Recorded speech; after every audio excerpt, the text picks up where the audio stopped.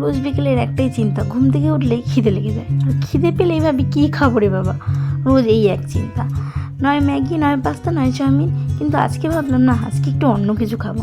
তাই আজকে করে ফেললাম ঝটপট করে আলুর পরোটা।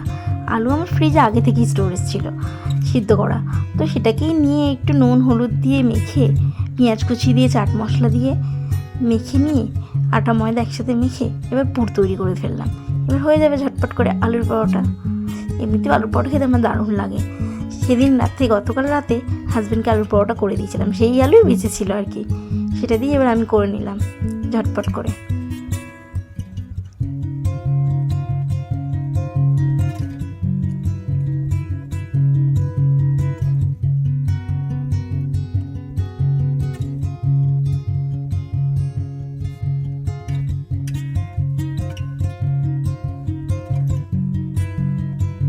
আলুর পরোটা করার পর অবশিষ্ট কিছু আলু বেঁচে গিয়েছিলো, তাই সয়াবিন দিয়ে আর একটু পেঁয়াজ কেটে মিশিয়ে ফেললাম, একটু কর্নফ্লাওয়ার দিলাম, ময়দা দিলাম, দিয়ে মেখে গোল গোল করে পকোড়ার মতো করে নিয়েছিলাম।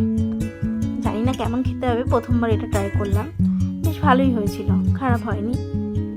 তোমরা কে কে এরম সয়াবিনের পকোড়া খেয়েছো কমেন্টে জানিও, আমার তো খুব ভালো লেগেছে। না, ঝটপট করে হয়ে গেল, আমার তো খাবার রেডি। টাটা।